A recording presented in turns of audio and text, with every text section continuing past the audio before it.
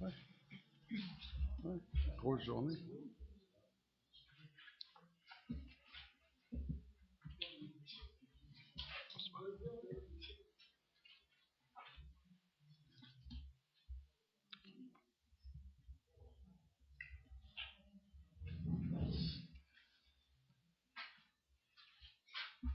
Ah, dame.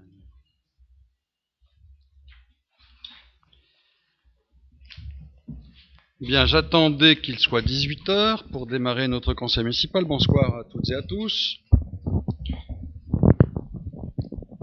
Le quorum étant atteint, je déclare ouverte cette séance du conseil municipal. Je vais vous donner lecture des pouvoirs. Isabelle Pierrolo donne pouvoir à Pascal Frangiamort, Corinne Selka à Lionel Gérard, Françoise Berg à moi-même. Je n'ai pas d'autres pouvoirs. Je vous remercie. Je vous propose que on installe une ou un secrétaire de séance. Édouard Kozowski. Ok. Édouard est donc désigné secrétaire de séance. Je vous remercie. Je soumets à votre appréciation le compte-rendu du dernier conseil municipal. Y a-t-il des remarques? Il n'y en a pas. Je considère qu'il est adopté. C'est le cas. Je vous remercie. Avant d'entrer dans l'ordre du jour, chose exceptionnelle de ma part, mais vous en comprendrez le sens, je vous propose d'ajouter un point à l'ordre du jour, en l'occurrence l'expression de notre solidarité active à l'égard des populations des Philippines. Est-il utile de dire ici combien cette région du monde a été saccagée, meurtrie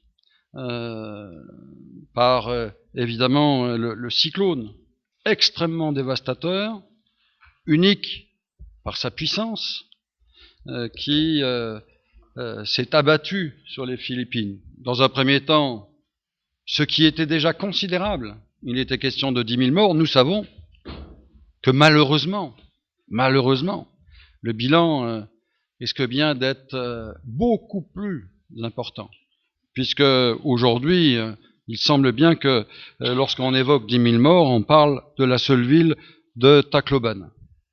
Donc on peut craindre, évidemment, que malheureusement, ce bilan soit beaucoup plus catastrophique. Nous savons par ailleurs que 600 000 personnes ont été déplacées, et nous savons aussi que la situation étant tellement dramatique que tout est à reconstruire, et que évidemment il n'y a plus d'alimentation en eau, plus d'alimentation en électricité. On voit bien la menace majeure qui pèse sur les populations qui ont survécu. Il y a donc urgence. Je vous propose, et en entrant dans le vif du sujet, vous avez bien compris le sens de mon propos, je vous propose d'inscrire ce point à l'ordre du jour et d'accorder immédiatement une aide de 1 000 €, modeste, évidemment, mais imaginons que toutes les villes aient un geste analogue, rendez-vous compte de ce que cela pèserait, bien entendu. Je vous propose donc d'attribuer tout de suite une aide de 1 000 €, mais pas dans n'importe quelles conditions, pas à n'importe qui. Je vous propose de l'adresser à une organisation non gouvernementale qui intervient sur le site, qui est connue et qui évidemment nous donne toutes les garanties en termes d'utilisation, puisque les moyens qui sont ainsi accordés lui permettent de se déplacer sur place. Je parle de l'association Secouristes sans frontières. Il ne faut pas fermer la porte. Hein. Oui, mais ça ne fait rien. Voilà. Merci. Je parle donc de l'association Secouristes sans frontières, qui sont malheureusement rompus à ce genre d'exercice. Sachez que 16 membres de l'association se sont envolés pour les Philippines hier. 2 médecins urgentistes, 6 infirmières, 8 spécialistes en sauvetage des blêments, avec 2 tonnes de matériel permettant de secourir 3000 personnes. C'est à cette association que je vous propose d'attribuer cette subvention, d'autant plus qu'elle est présidée au niveau national par quelqu'un que nous connaissons. C'est une Lorraine, et plus que ça, c'est une Jovicienne, puisque c'est Marianne Guriot qui préside l'association nationale. Et donc, c'est une garantie supplémentaire dans l'usage et l'utilisation qui en sera fait, et en même temps sur le retour d'informations, qui évidemment nous éclairera sur les conditions d'intervention de cette association. Par ailleurs, nous allons ouvrir la possibilité pour les Joviciennes et les Joviciens qui le souhaitent d'apporter leur contribution dans l'exercice de cette solidarité ô combien nécessaire, en mettant une urne à disposition, voire en étant évidemment en créant une régie. Oui, donc c'est un point qui s'ajoute à celui-là. Mais il y aura faculté de remettre des dons, et le mieux, les ONG le disent maintenant, c'est effectivement de déposer des dons en argent, avec reçu, donnant toutes les garanties d'usage, pour que ce qui sera acheté, véhiculé, réponde parfaitement aux besoins effectifs des populations du territoire. Donc voilà la proposition que je fais au conseil municipal à l'ouverture de cette session. J'aurais aimé évidemment ne pas être contraint de faire une proposition de ce type. Est-ce qu'il y a des remarques? Il n'y en a pas sur cette question. Je mets aux voix. Décision importante, donc je mets aux voix au plan positif. Qui est pour? Merci. Je n'ai pas vu d'opposition, d'abstention, unanimité. Je vous remercie.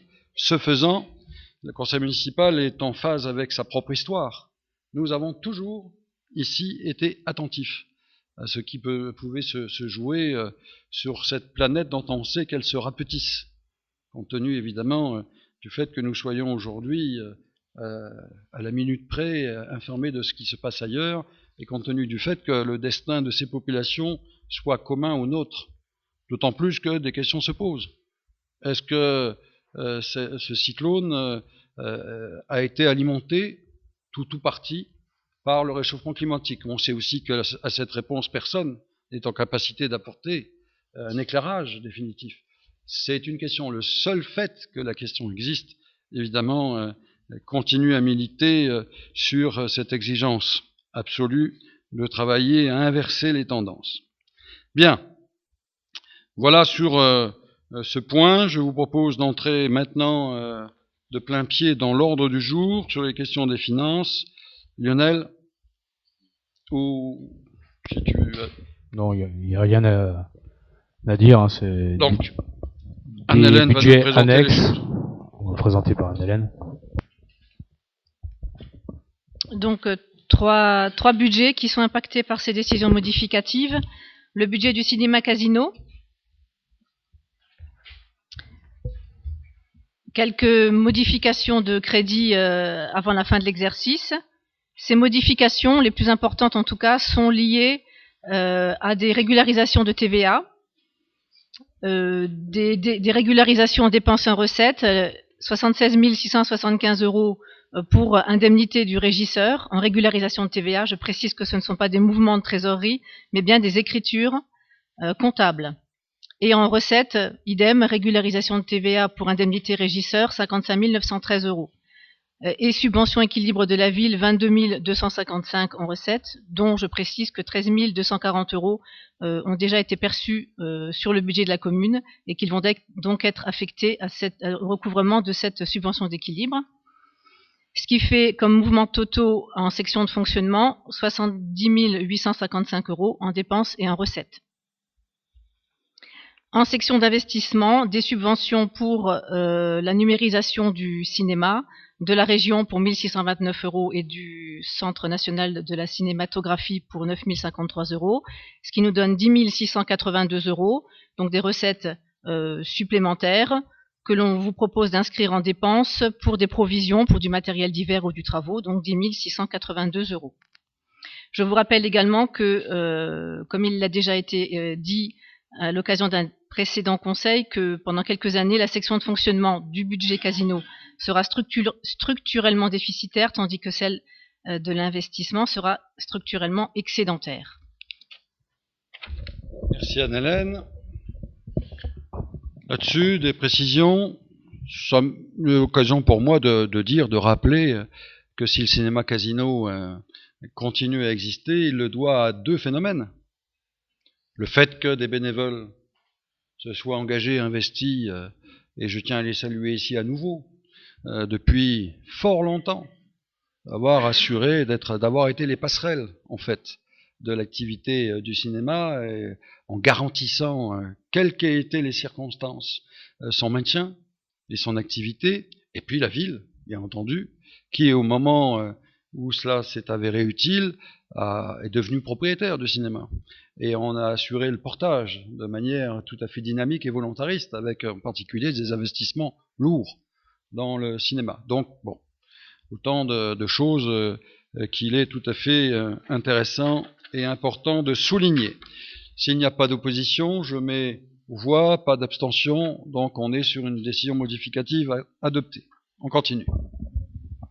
Ensuite, je passe au budget de la maison médicale, avec des dépenses et des recettes à hauteur de 3 050 € dans la section de fonctionnement. Le mouvement principal étant l'électricité, plus 6 000 € en dépenses, étant donné l'hiver long et rude donc, que nous avons connu la saison précédente, et qui sont compensés pour 5 000 € en remboursement de charges, les 1 000 € restants étant l'électricité des communs à la charge de la commune. Décision modificative extrêmement modeste, sans impact réel. Pas de remarques, pas d'opposition, pas d'abstention, merci. Dernier budget à modifier lors de ce conseil, le budget pôle santé. Simplement les écritures eau, électricité, chauffage, nettoyage des communs, entretien de bâtiments pour 2 855 € liés au démarrage de l'activité médicale et paramédicale sur ce bâtiment.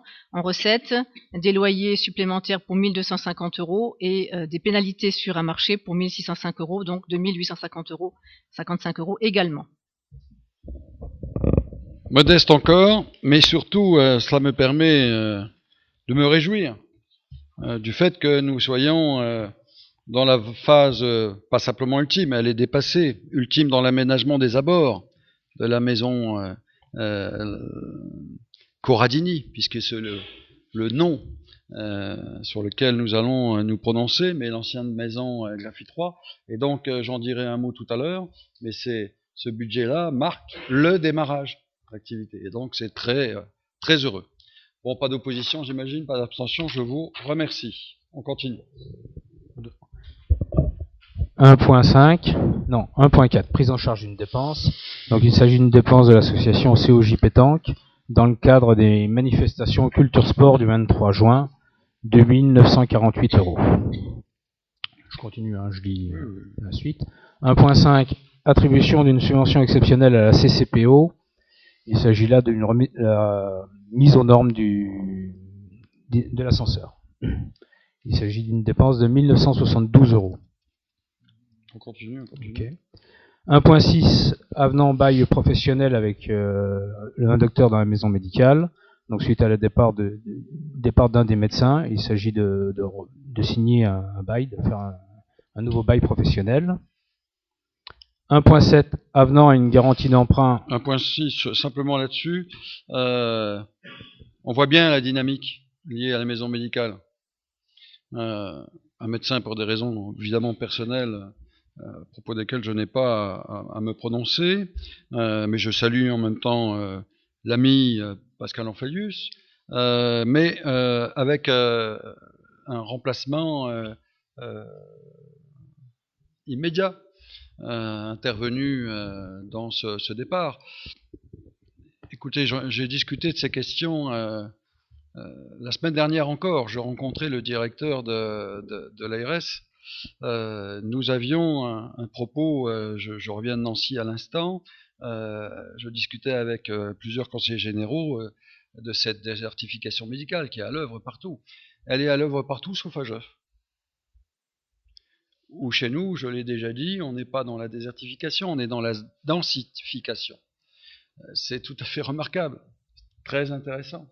D'autant plus que l'on sait, et le directeur de l'ARS me le confirme, lorsque la désertification commence à se manifester, c'est trop tard. C'est trop tard. C'est extraordinairement difficile d'inverser les tendances lourdes. Ici, nous les avons prévenus, et donc je tenais à le souligner, puisque cette délibération est une belle concrétisation de ce que nous avons toujours porté. Voilà, je voulais le dire en quelques mots. Des projets qui viennent de loin et qui portent leurs fruits. 1.7, avenant d'une garantie d'emprunt à l'association hospitalière de Jeuf. Donc là, l'association a renégocié ses emprunts. Nous étions portés garants lors des emprunts précédents. Il s'agit de à nouveau se porter garant pour les emprunts qui ont été renégociés.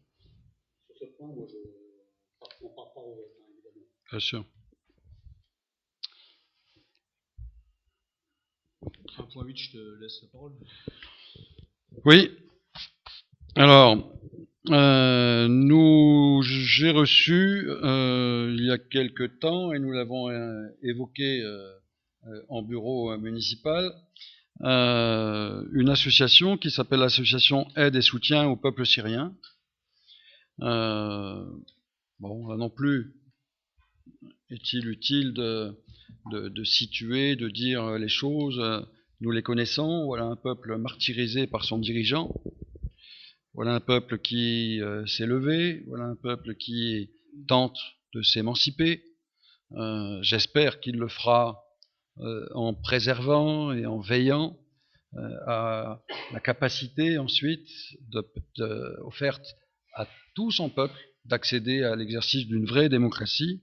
Et en tout état de cause aujourd'hui, il s'agit aussi au plan humanitaire de veiller effectivement à ce que les populations soient aidées autant que faire se peut. L'association de solidarité au peuple syrien agit dans ce domaine et donc est en train d'organiser un convoi humanitaire. C'est une association qui rayonne sur le bassin de Longwy et qui aujourd'hui est en train de solliciter l'ensemble des collectivités du bassin de Briey. Il y a déjà un convoi humanitaire qui a été envoyé au mois d'avril dernier, un second est en préparation, et il devrait partir d'ici la fin de l'année. Donc je vous propose d'attribuer à cette association une subvention de 500 €, de telle sorte que, évidemment, nous répondions favorablement. Dans un premier temps, on aurait pu imaginer que le geste soit plus significatif. Je viens de vous dire, compte tenu des événements majeurs auxquels nous avons à faire face, qu'il faut répondre aux sollicitations quand elles se justifient. Mais en même temps, il faut le faire dans la limite, évidemment, de nos facultés. Voilà la proposition que je vous fais. Ce sera évidemment un bel encouragement en direction, là aussi, des bénévoles et des militants qui existent dans le bassin de Longwy, comme ceux du bassin de Briey, qu'ils soient catholiques, qu'ils soient progressistes, parce que je connais un certain nombre de militants qui sont associés à la démarche, et tout cela donne, ce qui est toujours le cas, cette image de pluralité dans la mobilisation des ardeurs. Je trouve que c'est bien. Voilà, y a-t-il là-dessus réaction? Vote négatif? Abstention? Une abstention? D'accord. C'est adopté. Je mets aux voix, je n'ai pas mis aux voix parce que je voulais qu'on vote sur l'ensemble des délibérations qui viennent d'être précisées à l'instant et présentées par Lionel. Y a-t-il sur l'une de ces dossiers, il n'y a pas de remarques, elles auraient été faites au fur et à mesure. Il n'y a pas de volonté d'un vote spécifique par dossier. Je vous propose de voter, de vous prononcer sur chacun de ces points. Pas d'opposition, pas d'abstention, unanimité, je vous remercie. Sur les questions de personnel, Anne-Hélène, tu peux dire en 2 mots?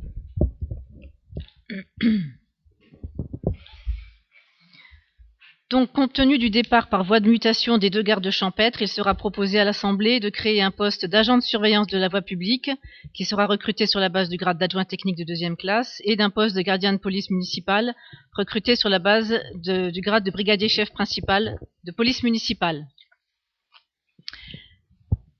Après l'avis favorable du comité technique qui s'est réuni juste avant cette séance, il est demandé au Conseil de supprimer le poste de garde champêtre principal qui a été libéré le 1er novembre 2013. Celui du 2e garde champêtre sera supprimé après le 31 décembre 2013. Par ailleurs, une liste de postes qui ne sont plus à pourvoir suite à des avancements de grade ou modifications du temps de travail vous est également proposé à la suppression. Un poste d'adjoint administratif de 2e classe, un poste d'adjoint administratif de 2e classe à temps complet, le précédent étant à temps incomplet, un poste d'adjoint technique de 2e classe à temps non complet, et 2 postes d'ATSEM, un principal, un de 1re classe, le 2e de 2e classe. Sur ce point, d'abord, je veux saluer nos 2 gardes champêtres qui ont fait du bon travail. Ils vont heureux de leur travail à Jeuf, extrêmement satisfaits de la relation qu'ils ont pu ici établir avec la municipalité, avec la population jovissienne. Je suis heureux aussi puisqu'ils vont pour accéder évidemment à des conditions soit salariales, soit en termes de progrès dans leurs carrières respectives qui sont toujours importantes à envisager au plan personnel. Donc je leur rends hommage, je leur souhaite évidemment tous les succès possibles à venir dans leurs fonctions. En même temps, je pense que leur action et celle de leurs successeurs contribuera sans doute à conforter les premiers résultats obtenus. Vous avez dû lire dans le Jovissien l'interview du commandant de police qui note, alors que en France, les chiffres de la délinquance augmentent sensiblement sur la ville, il y a une tendance inverse. Il y a évidemment l'existence de délinquance. Toutes les régions et villes de France et Navarre, malheureusement, en sont affectées. Ici, les chiffres avancés par le commandant de police sont inversés. Alors, faut-il mettre ça à l'actif des gardes champêtres, de la police nationale? Oui et non. Oui, bien entendu, ils y contribuent. Oui, ils jouent leur rôle. Non, parce qu'ils ne sont pas les seuls intervenants. Je pense à l'ensemble du monde associatif, qui joue un rôle évidemment essentiel de cohésion sociale. Je pense au service jeunesse, qui joue évidemment un rôle significatif auquel nous sommes particulièrement attachés.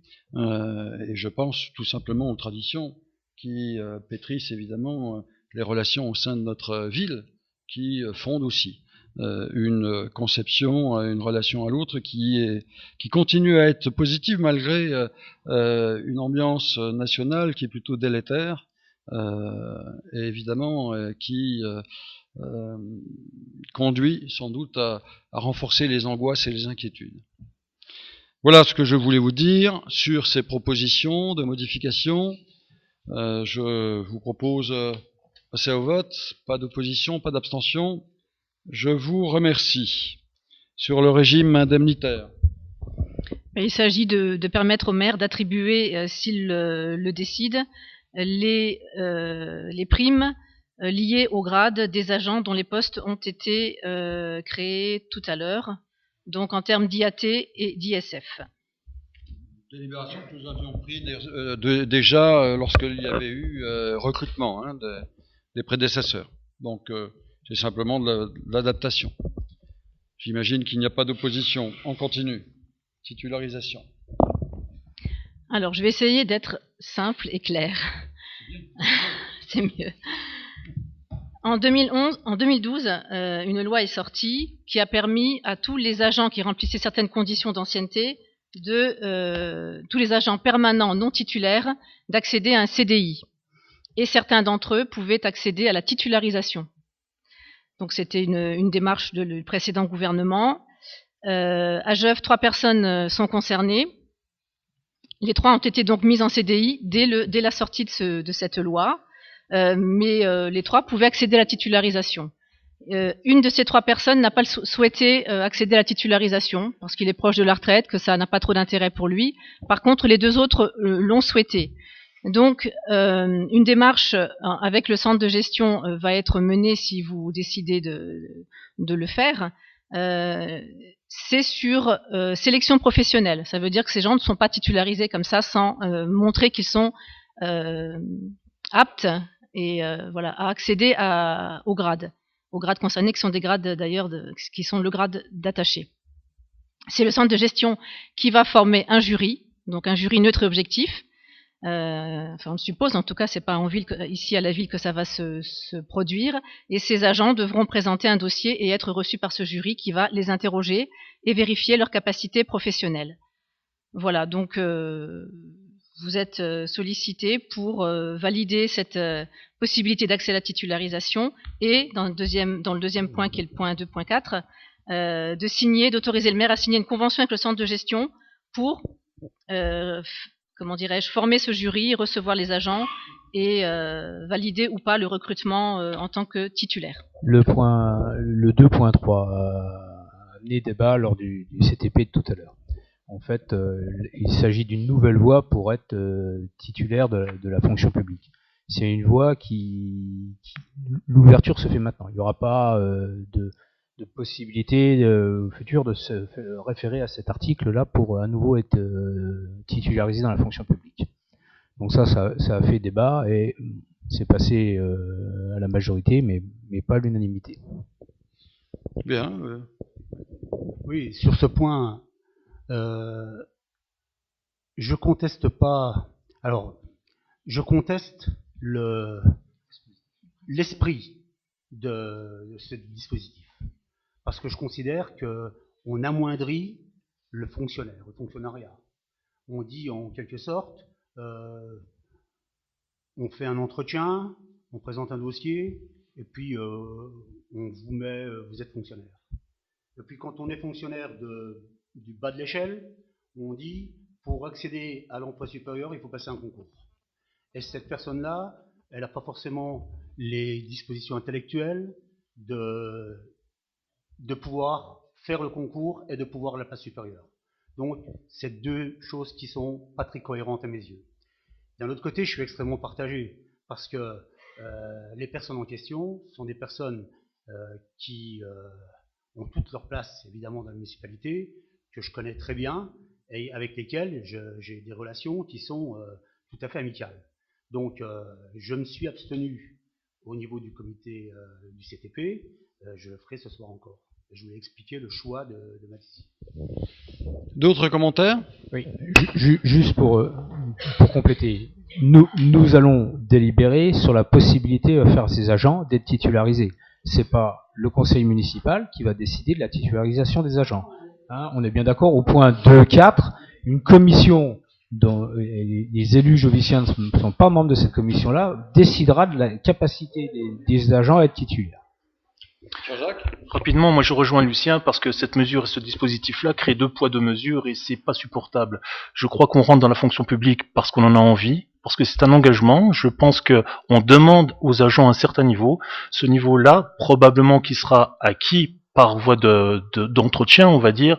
Mais comment expliquer à certains agents qu'il a fallu en baver, si je peux me permettre, et passer des examens alors que d'autres seront titularisés d'office? Ça me gêne un tout petit peu. Je comprends ces remarques, je les comprends d'autant plus que les 2 remarques qui viennent d'être faites contribuent à la considération que l'on exprime et que l'on a à l'égard de la fonction publique et des fonctionnaires. Et donc je trouve que ces 2 remarques sont tout à fait positives. En fait, nous sommes en train de débattre d'un dispositif législatif qui existe en dehors de nous. Mais j'apprécie qu'on formule critique à l'égard d'un dispositif législatif, c'est souvent le cas ici. Et c'est pas plus mal. Mais en réalité, j'ai l'impression qu'il y a réparation a posteriori de situations créées en raison de dispositifs relativement anciens. Je pense au dispositif emploi jeune, par exemple, qui ont créé une situation un peu anachronique en quelque sorte, et qui conduisaient les collectivités, de quelque nature que ce soit, à recruter largement sans que ceci soit dans une filière traditionnelle. Et évidemment, ça crée une sorte de déséquilibre de traitement que le législateur a voulu gommer. Donc, je suis pas loin de partager les remarques qui viennent d'être faites, et en même temps, je sais que cela donne une faculté, une fenêtre, en quelque sorte ouverte, fenêtre de tir qui s'ouvre en direction de personnel qui travaille et qui qui s'interrogent sur leur propre posture. Mais donc voilà, je comprends bien et je sens bien l'approche très très positive que vous alimentez en teintant de la sorte vos remarques. Pour au moins un de ces deux postes, il n'existait pas de filière classique à l'époque. Bien. Est-ce qu'il y a d'autres remarques? Non?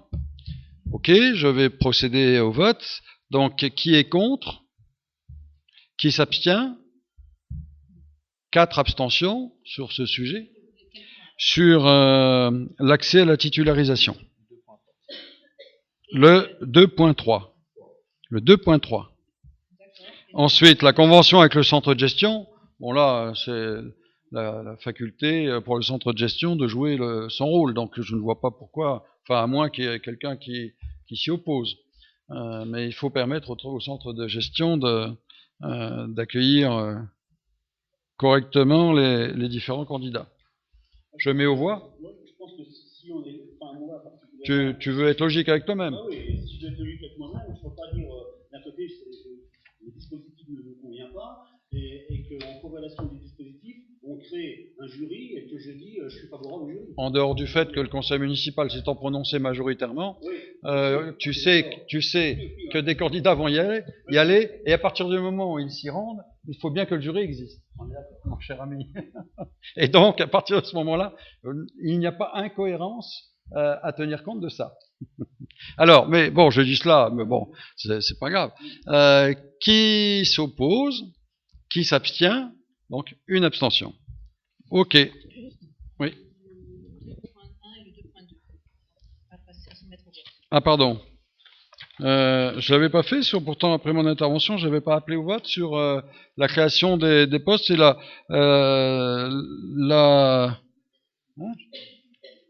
l'avais pas fait. Pardon. J'aurais dû le faire après mon intervention de tout à l'heure. Alors je reviens sur merci Anne-Hélène, sur le 2.1. Y a-t-il des oppositions, des abstentions? C'est adopté à l'unanimité, cette modification de la grille. Le 2.2, mise à jour du régime indemnitaire qui accompagne le recrutement à venir des 2 agents dont il a été question tout à l'heure. Pas d'opposition, pas d'abstention, unanimité, je vous remercie. Merci, il fallait évidemment procéder au vote. Sur le point 3. Je fais les demandes de subvention? Oui. Ok.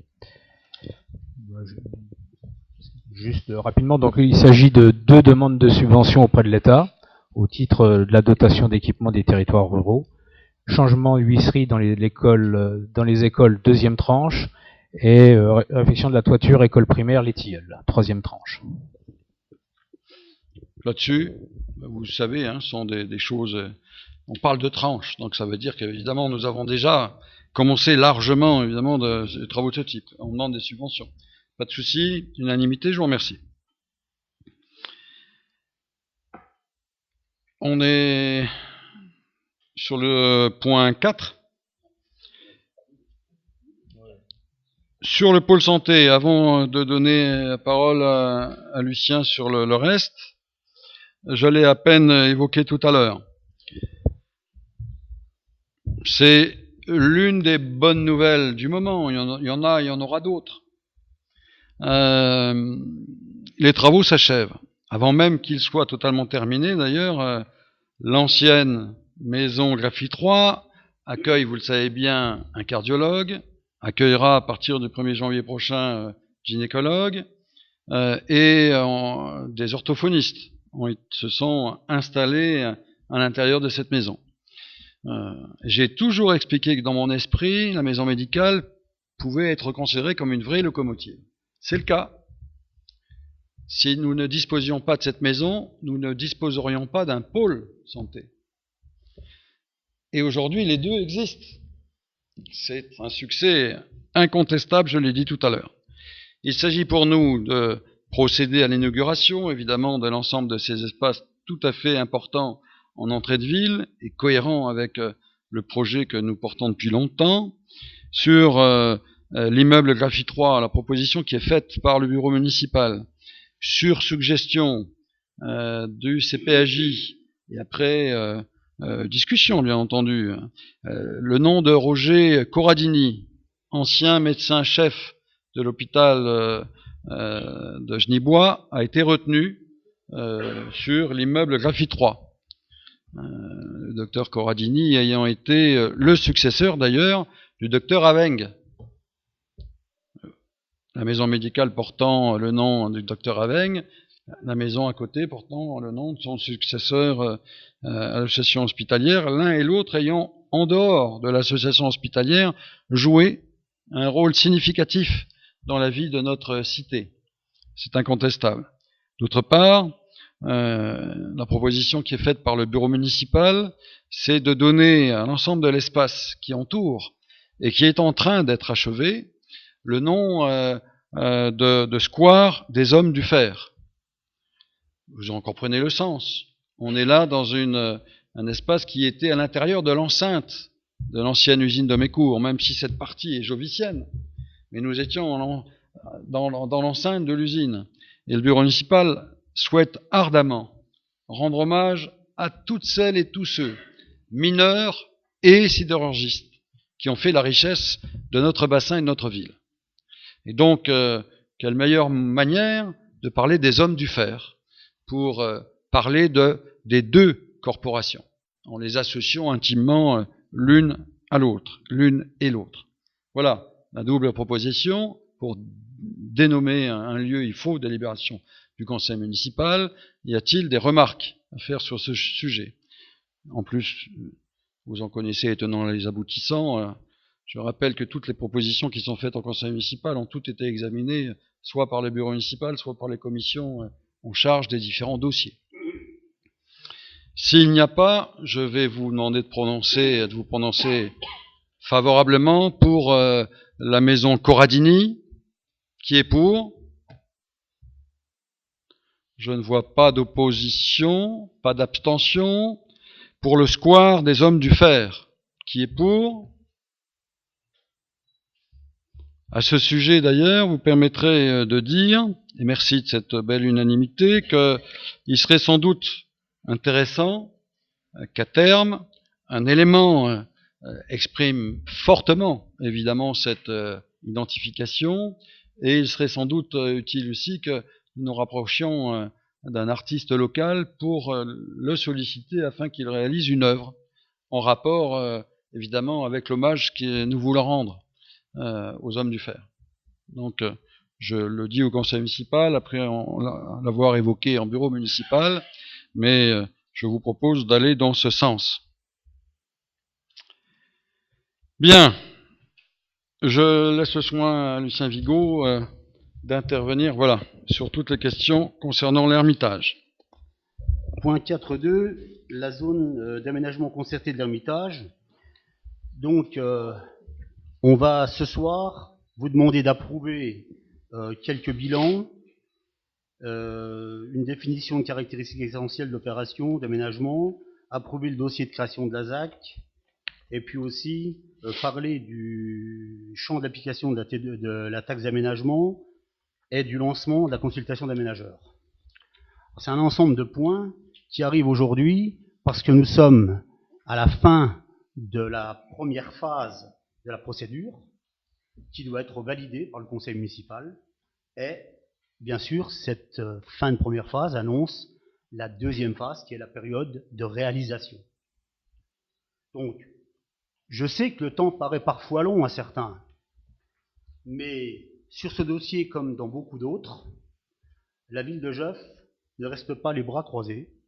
Les conseillers municipaux de la ville de Joppes ne restent pas les bras croisés. Nous travaillons à faire en sorte que nous soyons toujours mieux. On parle des bilans. Alors, 2 bilans. Le premier bilan, c'est le bilan de la concertation. Rappelez-vous, ça a consisté notamment à des articles parus dans différents journaux, Le Républicain Lorrain, Jovistien, expositions présentées dans différents lieux. Il y avait une exposition qui a été déplacée, salle Curel, mairie, foyer Mondon, quelques autres endroits. Des articles sur le site internet de la ville, des réunions publiques avec les commerçants, les comités de quartier, les associations, des ateliers de concertation ouverts à tous, des réunions avec des aménageurs, des bailleurs sociaux et l'ensemble des partenaires de la ville, le PFL, la DDT, l'ADEME, la région. Cette concertation n'a pas fait apparaître une opposition de fond pour l'aménagement sur ce secteur d'un écoquartier majoritairement dédié à l'habitat. La concertation a permis de préciser le programme prévisionnel de construction. Vous avez tous reçu un certain nombre de documents. Ces documents sont des documents explicatifs du procédé. Et donc, on vous demande maintenant de valider ce bilan de concertation. Alors, à ce propos, merci à Lucien, merci aux services, à tous les services de la ville, à Hélène bien entendu, et je lui demande de transmettre à toutes celles et tous ceux qui y travaillent, et à Clarisse qui est parmi nous, et à son service en particulier, nos félicitations, parce que c'est un dossier extrêmement complexe, extrêmement lourd, ancien. On est maintenant allé à une douzaine d'années de travail, pas sur ce projet-là, mais de travail sur cette emprise en particulier. Lucien vient de donner le bilan de la concertation. Vous avez aussi un document très intéressant. Tous les documents dont vous disposez sont intéressants, mais vous avez un tableau qui rappelle les questions qui ont été posées dans le cadre de cette concertation, et vous avez aussi des réponses extrêmement construites. Mais ça fait rien. Ça fait rien, parce qu'on va pas revenir sur tout ça. Moi, j'interviens sur l'ensemble. Et vous avez un document extrêmement construit, extrêmement charpenté, extrêmement argumenté, qui répond à toutes les questions qui ont pu être posées. Elles sont relativement peu nombreuses d'ailleurs, je tiens à le dire, mais chacune a appelé des réponses fortes, précises, détaillées. Oui, quelques observations qui ont été émises. Mais qui ont reçu une réponse extrêmement structurée. Et donc, je ne saurais trop vous inciter, et d'ailleurs nous allons continuer à publier, que ce soit les observations et les réponses qui ont été faites à ce sujet, parce que je trouve que les réponses sont encore une fois très, très bien construites. Je veux à nouveau remercier, féliciter les services, les élus bien entendu, qui sont mobilisés sur cette opération. Alors il y a à délibérer sur le bilan de la concertation, tel que tu viens de l'évoquer.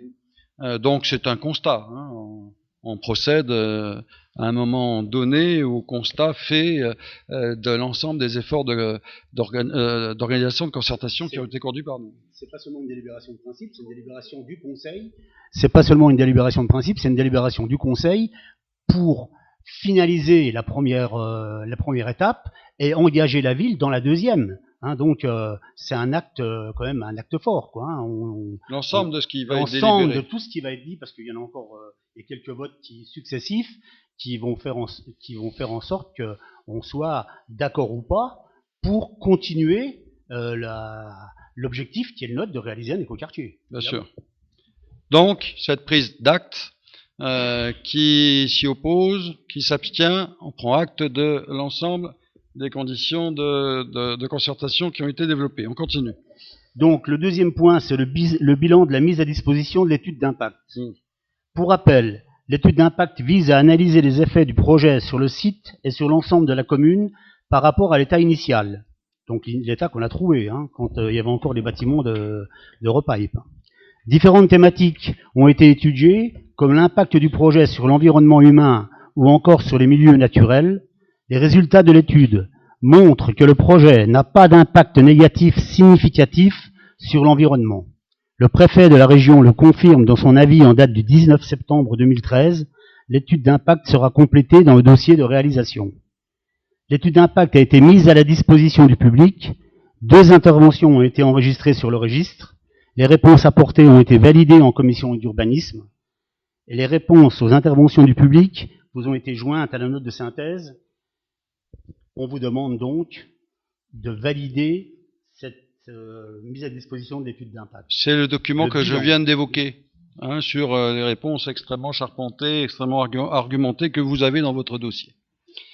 Bien, donc, on délibère sur ce point-là, comme on a délibéré sur l'autre. On aurait pu délibérer sur l'ensemble en une fois, d'ailleurs. Mais c'est pas grave.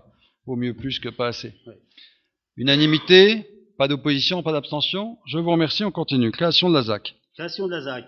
Le dossier de création qui a été joint à la note de synthèse du conseil municipal, qui comprend un rapport de présentation qui indique notamment le programme global prévisionnel des constructions à édifier dans la zone, à savoir 490 logements, dont 30% sous maîtrise d'ouvrage public, 70% sous maîtrise d'ouvrage privé, 25% de parcelles avec un logement, 50% de parcelles avec 2 ou 3 logements, et 25% de petits collectifs de 6 à 10 logements.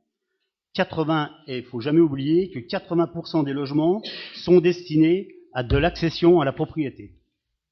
Donc, un rapport de présentation, un plan de situation. Je ne vais pas vous faire l'affront de vous dire où se situe l'endroit où on veut créer notre écoquartier, évidemment.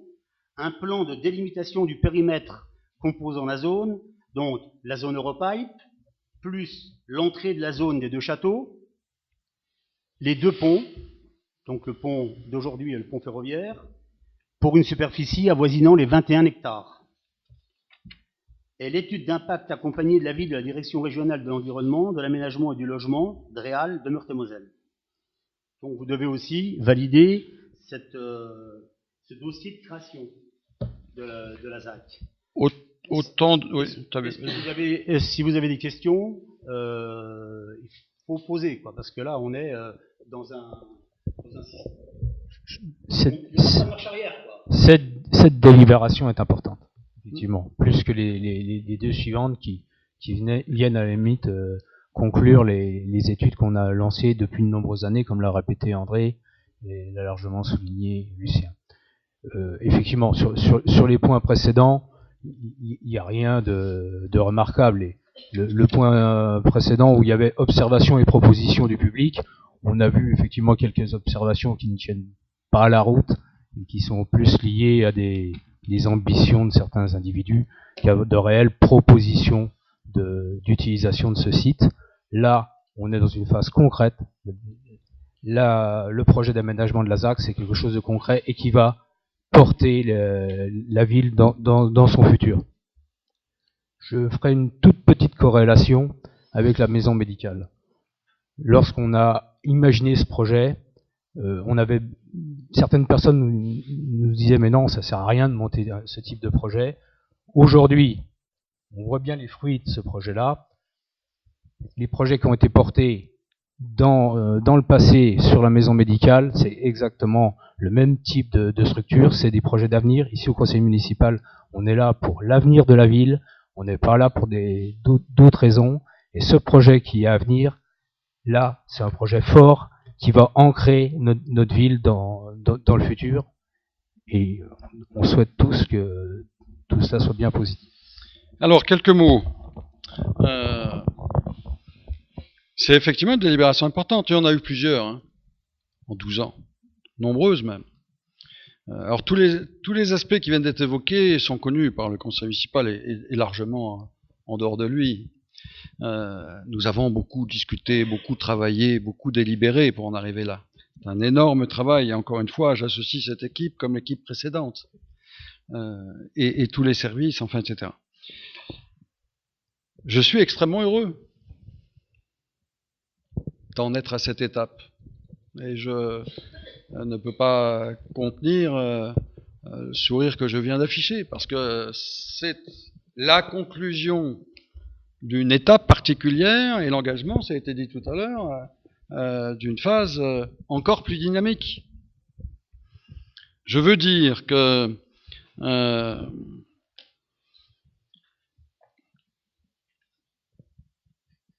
je vois un peu partout, dans les villes, ailleurs, envisager des lotissements, des constructions, les choses sortent de terre, se font. Et est-ce que la ville de Joffre aurait, pour ce qui la concerne, aurait dû accepter qu'elle soit mise dans l'interdiction d'envisager son développement? Évidemment, la réponse que nous avons apportée à cette question-là est négative, puissamment négative. Et nous avons apporté cette réponse d'une manière qui n'a rien à voir avec ce qui se fait ici ou là. Manifestement, l'important ailleurs, c'est de construire, vite. Ici, nous avons pris un autre chemin. Nous avons opté pour la qualité.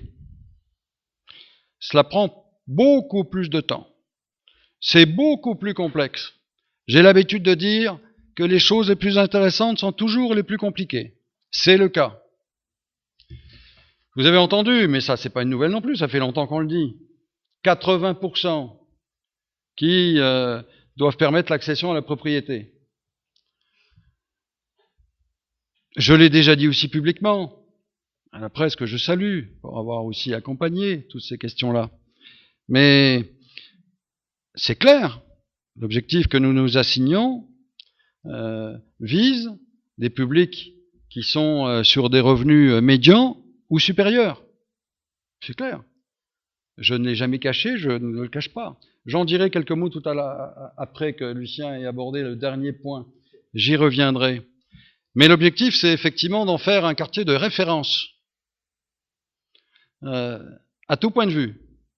Au plan de la qualité architecturale de ce qui va s'y réaliser, au plan de la qualité environnementale, parce que les normes actuellement en vigueur seront dépassées.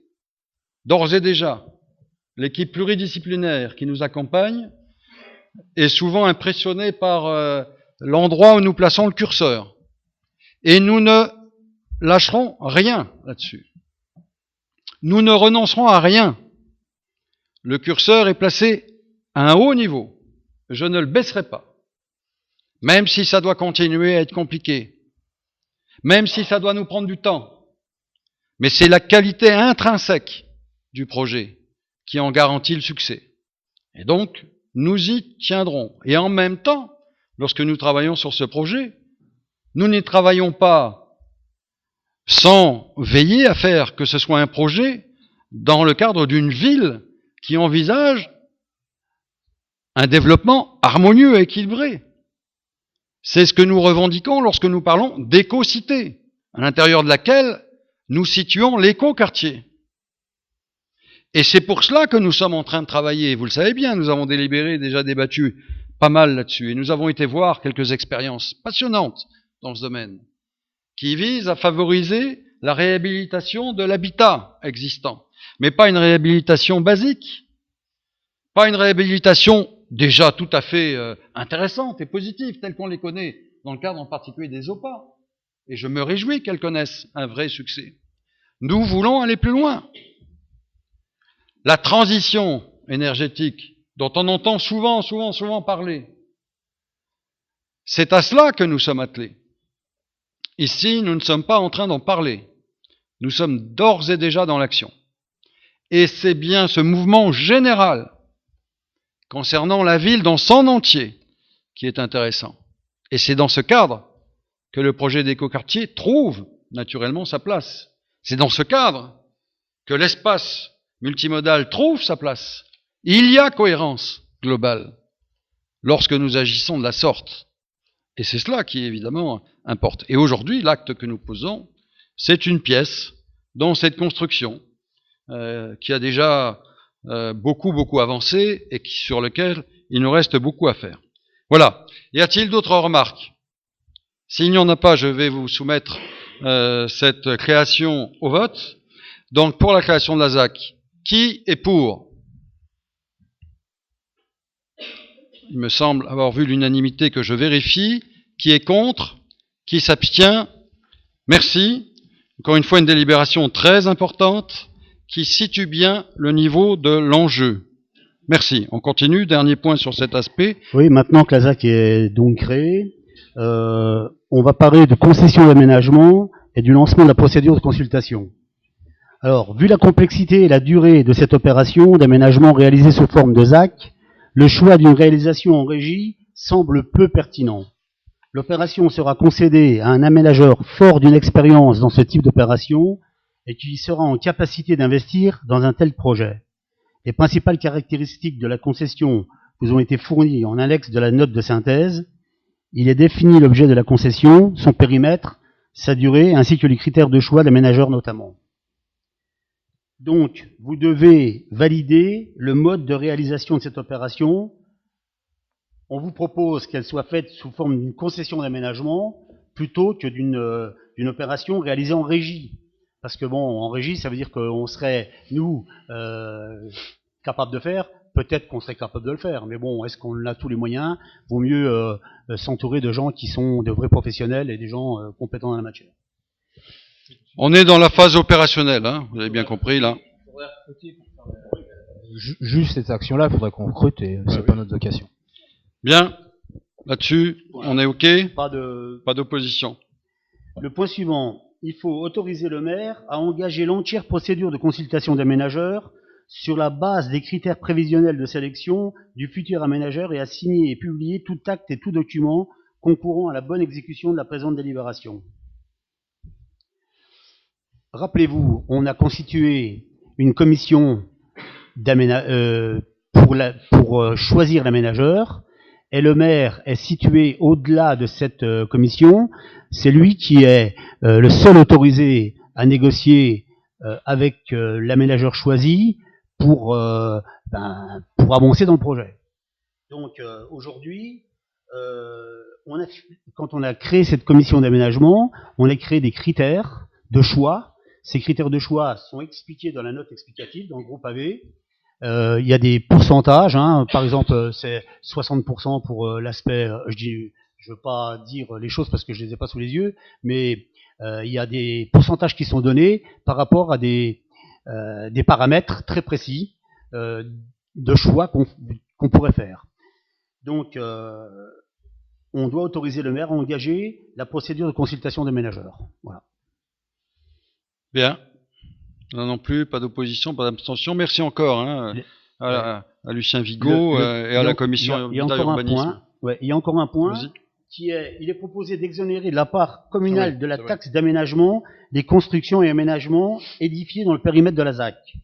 L'aménageur prendra à la place à sa charge notamment les voiries et réseaux publics intérieurs à la zone, les espaces verts et aires de stationnement correspondant aux besoins des futurs habitants ou usagers de la zone.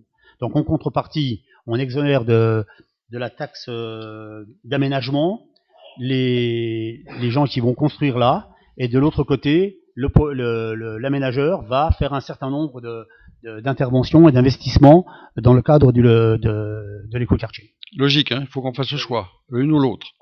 On a fait les comptes, hein. On a regardé ce que ça coûterait à la ville, ce que ça ramènerait à la ville des taxes d'aménagement, et on a regardé de l'autre côté ce que ça coûterait en termes d'investissement. Il n'y a pas photo, hein. La balance, le plateau de la balance, il est inévitablement du côté de l'aménageur, hein, de ce que l'aménageur doit faire.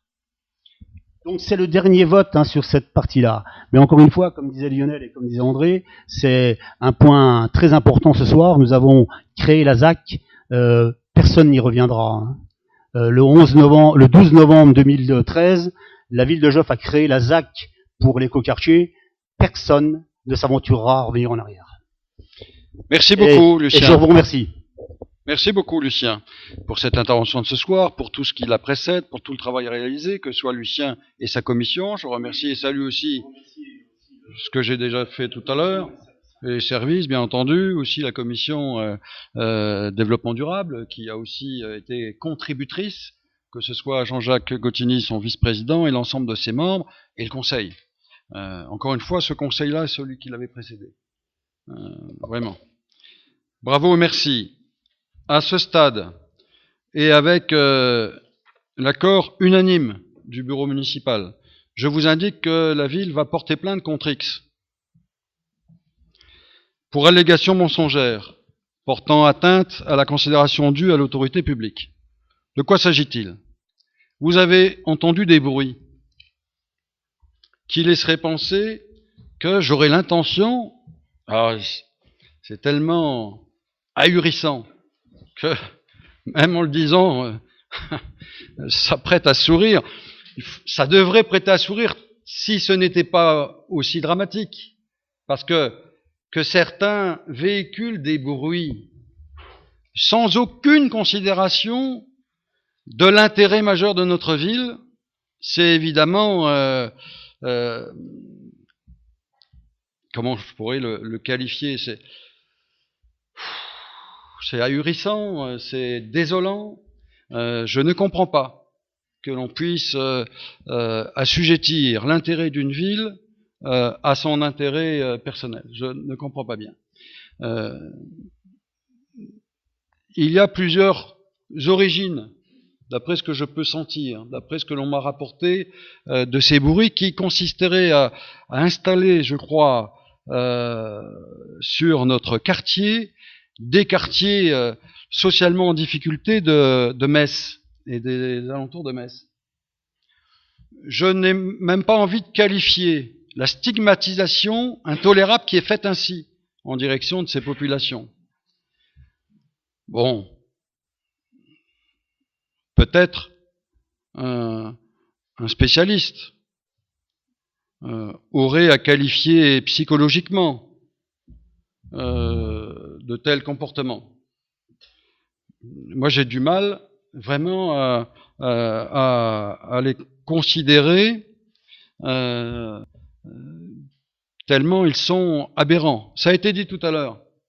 80%, mais on l'a toujours dit, 80% ayant vocation à l'accession à la propriété.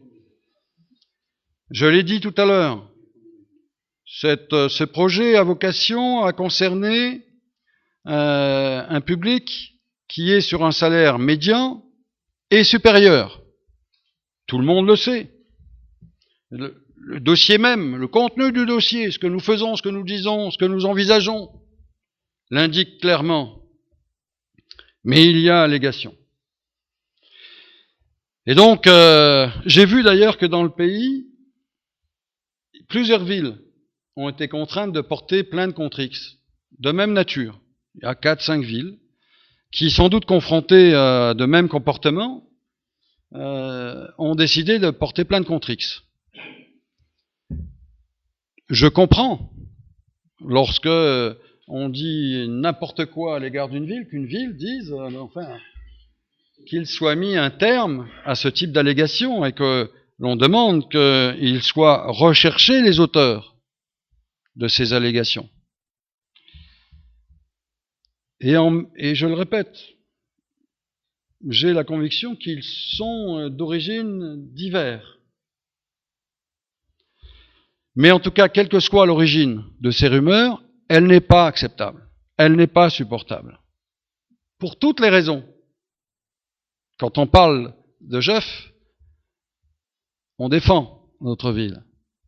Quand on a un projet comme cela, aussi valorisant, aussi gratifiant, aussi fort, évidemment, il mérite aussi par nous d'être défendu. C'est ce que je vous propose au nom du bureau municipal, encore une fois, unanime. Donc, je vous répète, dans les jours qui viennent, la ville va porter plainte contre X. Il faut que ce mensonge éhonté, qui n'a aucune substance réelle en dehors de celui de... vous savez, un bruit de ce type-là, il n'a qu'une seule vocation, c'est faire du mal. C'est alimenter la peur C'est nauséabond. Mais vraiment. Et donc, c'est pas possible. On ne peut pas laisser faire tout et n'importe quoi. La peur n'est pas l'élément qui doit guider les uns et les autres. Nous avons un beau projet, nous savons comment il est construit, comment il est échafaudé, nous savons à quoi il vise, à quoi il correspond, nous le disons fortement.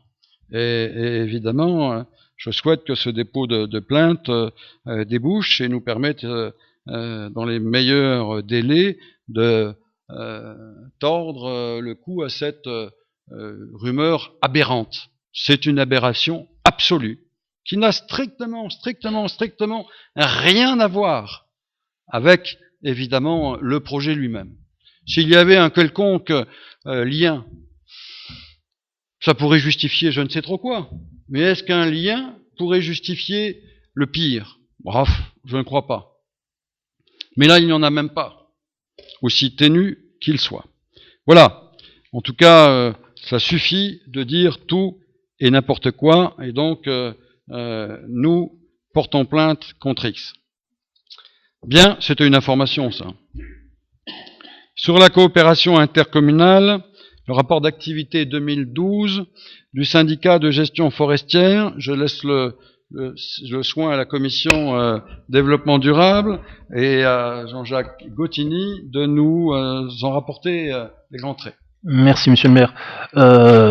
Après des sujets aussi lourds, on voilà certainement de plus légers, mais au moins aussi importants. Je rappelle simplement que le conseil municipal de notre ville est sans doute le seul à examiner, d'une part en conseil municipal et surtout en commission, tous les rapports qui lui parviennent. C'est un signe de respect envers les syndicats où nous avons des délégués, et c'est un signe de vigilance envers les concessionnaires. En ce qui concerne le syndicat intercommunal de gestion forestière, je rappelle qu'elle gère la forêt syndicale en collaboration avec l'ONF et qu'elle gère 520 hectares sur 5 communes. 5 communes qui sont Auboué, Briey, Aumécourt, Jeuf et Moutier, Jeuf représentant un petit peu plus de 7% de la surface. À noter une modification d'adresse qui est dorénavant assise au 1 place du Général Leclerc à Auboué. Le syndicat détermine le prix de vente du bois de chauffage. Pour 2012-2013, ce prix a été fixé à 9 € la ster hors taxe, ce prix pouvant s'établir entre 5 et 6 € pour les coupes particulièrement difficiles à atteindre. L'exercice 2012, au niveau des recettes, presque 110 000 €, dont 79 000 de vente de bois et 25 000 de report. Au niveau des dépenses, 86 000 €, dont 22 000 de travaux d'entretien et 40 000 € reversés aux communes en 2012. Je rappelle que tout ce qui est acquis par le syndicat à ce niveau-là est reversé aux communes au prorata de la surface occupée. Au résultat d'exercice, en fonctionnement, un excédent de 22 558 et en investissement, un excédent de quasiment 30 000 €. Voilà en ce qui concerne le syndicat intercommunal de gestion forestière. Merci Jean-Jacques. Nous savons, par expérience, l'an passé, je me souviens bien de l'évocation de ce bilan, la rencontre avec la présidente du syndicat, puisque le conseil avait eu besoin de compléments. Je veux dire ça parce que l'examen est toujours assez pointu de la part de la commission. Donc c'est un vrai travail qui est réalisé. C'est une bonne pratique démocratique que celle-là. Bien, là-dessus, on continue. Pas de remarques? Aucune question complémentaire? On prend donc acte du compte-rendu qui vient de nous être fait. Le deuxième point sur le CIVU, c'est-à-dire la fourrière du Joli Bois. Anne-Hélène, tu t'y colles. Donc, ce qu'il faut retenir de ce rapport d'activité, c'est que ce syndicat a été constitué en 1987 par 26 communes et qu'aujourd'hui, il en compte 143, représentant 270 843 habitants. Son objet est la gestion d'une fourrière pour le compte de ses communes membres. Cette fourrière a une capacité d'accueil de 100 animaux. Il dispose, ce syndicat, de 2 adjoints administratifs, 3 adjoints techniques. Il a accueilli 309 chiens en 2012, c'était 268 en 2011, 422 chats en 2012, il y en avait 327 en 2011. Pour Jeuf, 17 chiens et 15 chats ont été ramassés sur la route en 2012. Et du point de vue des comptes, l'excédent d'investissement est de 10 819 €, celui de fonctionnement de 24 662, soit un excédent global de clôture de 35 485 €. Merci, Anne-Hélène. Même réflexion, même remarque. Merci, Anne-Hélène, pour son travail. Pas de remarques. On prend acte de la même manière et on demande à Jean-Jacques. Oui, la commune de Talange, c'est la commune. D'accord. On est, je pensais que c'est Jean-Jacques qui allait rapporter. D'accord. Oui, on est sur la fourrière. J'étais déjà sur le rapport GRDF. J'ai voulu avancer un peu vite. Donc, non, nous avons aussi à délibérer sur l'adhésion de la commune de Talange. Alors, il y a déjà, tu as dit 270 000. C'est le tiers des habitants de Meurthe-et-Moselle, je disais. Ah oui, on est sur le nord lorrain, là, bien sûr. Non, mais je donne cette indication pour vous dire ce que ça représente en termes de population. Bon, donc, avec la commune de Talange, on va un peu plus loin. Donc, évidemment, on est sur des délibérations conjointes du syndicat, de la ville concernée, enfin, etc. Pas d'opposition pour que Talange rejoigne ce syndicat. Je n'en vois pas, a priori, la raison. Bien, je parle d'opposition. Unanimité, je vous remercie. Donc, j'en arrive au rapport que je voulais évoquer. Je vais demander à Jean-Jacques de nous présenter un rapport important, celui portant sur l'activité 2012 de GRDF. Alors, GRDF sur Joffre, c'est 2922 clients et c'est avant tout 28 km et demi de réseau de distribution. Le contrat de concession a été rendu exécutoire le 24 décembre 2001 et pour 30 ans. Au niveau des ouvrages de la concession, on note une stabilité en mètres linéaires entre 2011 et 2012, tant au niveau de la répartition par pression qu'au niveau de la répartition par matière. Au niveau de l'âge moyen du réseau, c'est 26 ans. Les investissements effectués en 2012, à noter aucun chantier de développement de réseau de gaz sur la concession, aucun chantier de sécurité industrielle sur les réseaux de distribution. En ce qui concerne la sécurité, le nombre d'appels reçus par GRDF s'établit à 91. Sur ces 91-là, il y a eu 45 appels pour intervention en sécurité gaz, dont 27 appels pour fuite ou odeur, et 46 appels uniquement pour dépannage gaz, dont la plupart relèvent surtout d'un manque de gaz. GRDF a relevé 44 incidents sur la concession contre 19 l'année précédente. Ces incidents par nature, ce sont surtout des fuites sans explosion, 16, et des manques de gaz ou déficit de pression, 14. Par siège, ces incidents se retrouvent surtout au niveau des ouvrages exploités par GRDF. En particulier, ils sont liés au matériel et surtout au niveau des branchements individuels ou collectifs. Il faut savoir que le nombre de clients concernés par l'interruption de livraison a été de 43 en 2012, il n'était que de 2 en 2011. Je précise que le rapport ne signale en aucun cas la durée d'interruption de fourniture. En ce qui concerne les données générales, donc je l'ai dit, 2922 clients en 2012, c'est une diminution de 0,65. La quantité d'énergie consommée a, elle, augmenté de quasiment 12%. Les recettes d'acheminement ont augmenté de plus de 8%. Et les recettes hors acheminement ont baissé de 13%. Au niveau des principales prestations, je rappelle que certaines sont payantes, d'autres gratuites. J'aime pas le terme gratuite parce que le terme gratuite ne signifie rien. Elles sont incluses dans le prix d'acheminement. Les mises en service ont augmenté de 3,18%. La mise en service est une prestation payante.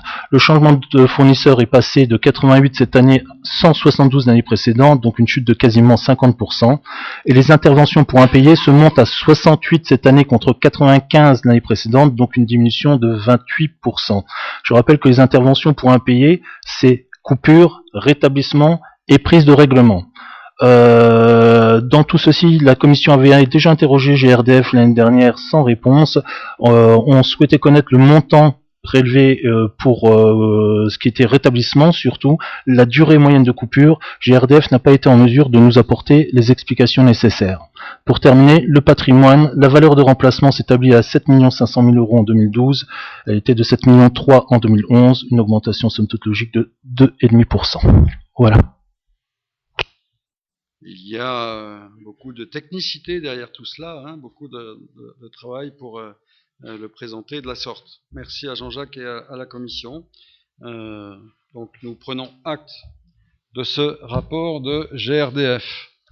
Vous avez reçu, comme d'habitude, l'ensemble des décisions que j'ai eu à prendre depuis le dernier Conseil et les DIA qui sont intervenus depuis. Vous en avez eu connaissance. Je constate qu'il n'y a pas de remarques. Je vous remercie et vous souhaite une excellente soirée. La séance est levée.